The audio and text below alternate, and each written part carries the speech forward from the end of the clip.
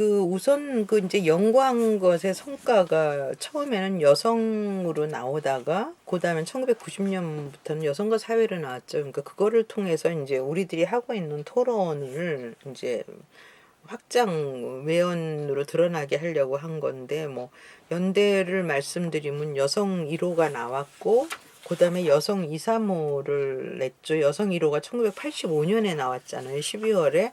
그리고 나서 이제 그 조경숙 씨나 이 사람들은 다 그 이제 CA 사건으로 들어갔고요. 그다음에 2호, 3호를 낸 다음에 여성과 사회가 1990년에 나왔죠. 그리고 여성사 연구회로 우리가 따로 내고 있던 것이 이효재 선생님 제자들이 만든 아연 여성연구소라고 합쳐지면서 한국여성연구소로 발전하게 됐죠. 네, 현재 사단법인 네, 예. 한국여성연구소가 그래서 됐죠. 그 과정에서 이제 우리가 했던 역할이 중요한 거는 저는 이 부분은 좀 언급이 돼야 된다고 생각을 하는데 이상경 교수가 카이스트 이상경 교수가 하와이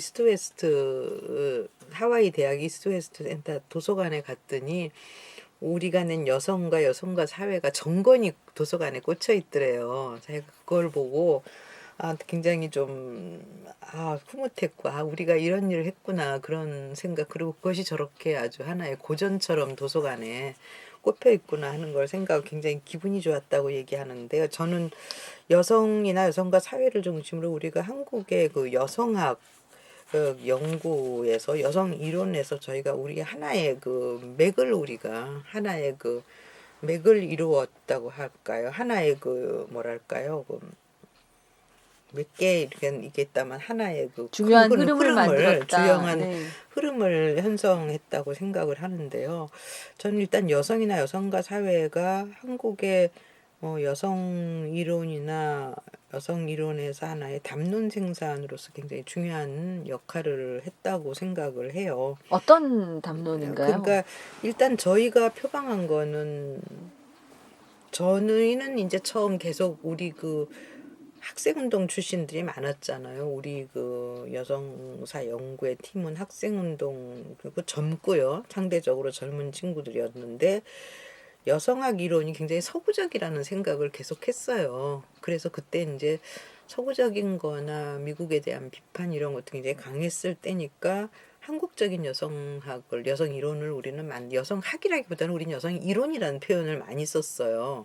그래서 한국적인 여성 이론을 우리는 만들어내고 그걸 담론으로 발전시켜야 된다는 것이 이제 우리 이론 입장에서 굉장히 가장 중요한 전면에 대두된 문제의식이었던 것 같아요. 그 다음에 우리의 문제의식은 그러면서 우리 여성 이론가들이 관심을 가져야 될 거는 아직은 중산층 여성들의 운동보다는 민중 여성들의 문제, 그들이 가지는 빈곤, 그들이 받는 사회적 착취나 정치적 억압 이런 거를 우리가 밝혀야 된다고 생각해서 우리는 노동 여성이나 여성 노동자나 농민 여성이나 빈민 여성 문제를 우리가 집중적으로 다뤄야 된다고 생각했고, 또 여성 노동자 문제는 우리가 70년대 이래로 진행된 여성 노동자 운동의 연장선상에서 우리가 그들에 대한 조사와 그것을 앞으로 어떻게 전개에 발전시켜 나갈 건가를 해야 된다는 생각을 했던 것 같아요. 이게 아마 우리가 표방하는 한국적 여성 이론의 첫 번째 거라고 생각하고요.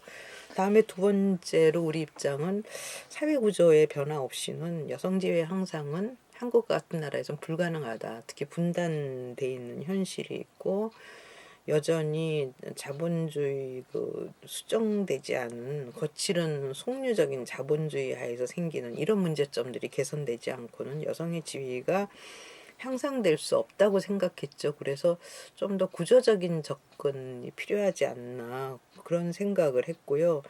그러다 보니까 다른 쪽에 한 맥을 이루는 산맥을 이룬 여성운동과는 달리 우리는 그 당시에 활발하게 진행되던 민주운동 혹은 민주화운동과 연대하면서 동시에 여성들의 가부장제에 대한 저항이나 여성들의 지위를 개선하는 것도 해야 된다고 생각했죠.